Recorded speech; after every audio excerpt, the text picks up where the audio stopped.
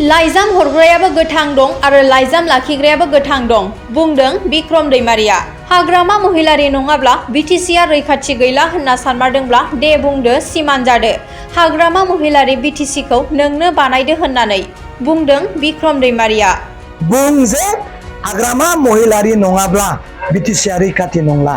अन्नानै बिटिसिखौ हाग्रामा महिलारिया बासायनो थाखाय नाजादो आरो हाग्रामा महिलारिया बै समाव जाबायदि सरकार सालायदोंमोन, जाबायदि दिनै थासारिखौ लानानै सरकारखौ सालायदोंमोन, रायजोखौ नायदोंमोन, बेबायदि नायनो हाथों होननानै बोरल' होदो। अब्ला दिनै दुलाराय बिटिसि रायजोआ खौसे जागोन, सुथुरखौ जोङो बिटिसिनिफ्राय जोङो आउट खालामनो हागोन।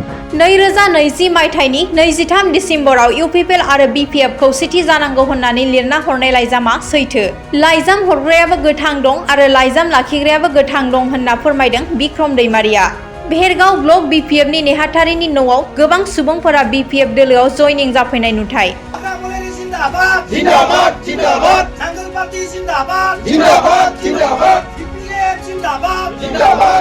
दिनै रायजोनि गेजेराव दुलाराय बर' माहारि आरो दुलाराय बिटिसि रायजोनि थाखाय मोनसे मेसेज हरनो नागिरदों।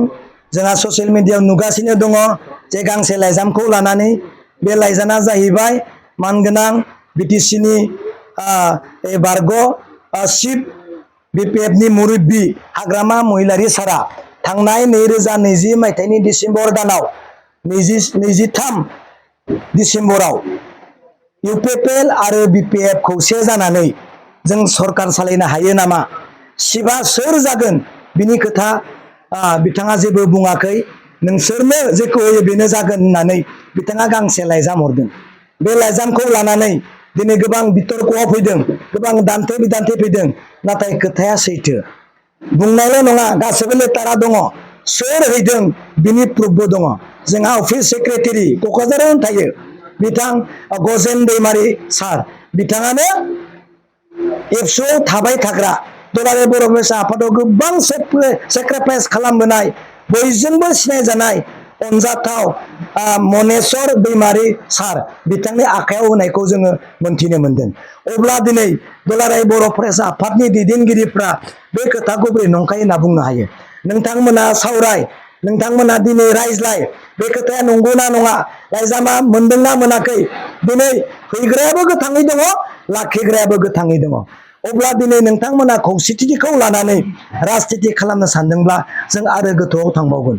नोंथांमोना दिनै गमामायैनो हाग्रामा महिलारि गैयाब्ला, हाग्रामा महिलारिजों गभर्नमेन्ट सालायाब्ला दिनै बिटिसिआ धंख जासिगोन होननानै सानमारदोंब्ला फंसेल' खोथाखौ दिनै बुं, हाजार हाजार बिटिसि रायजोआ खौसे जागोन।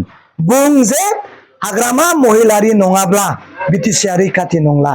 अन्नानै बिटिसिखौ हाग्रामा महिलारिया बासायनो थाखाय नाजादो आरो हाग्रामा महिलारिया बै समाव जाबायदि सरकार सालायदोंमोन, जाबायदि दिनै थासारिखौ लानानै सरकारखौ सालायदोंमोन, रायजोखौ नायदोंमोन, बेबायदि नायनो हाथों होननानै बोरल' होदो। अब्ला दिनै दुलाराय बिटिसि रायजोआ खौसे जागोन, सुथुरखौ जोङो बिटिसिनिफ्राय जोङो आउट खालामनो हागोन। खावलायदों, आं आबसुखौ गाज्रि मोना, दुखु मोना। नंगौ, गोबां साननाय आरो डिप्रेसनाव दङ बिटिसिआ मा जामारगोन।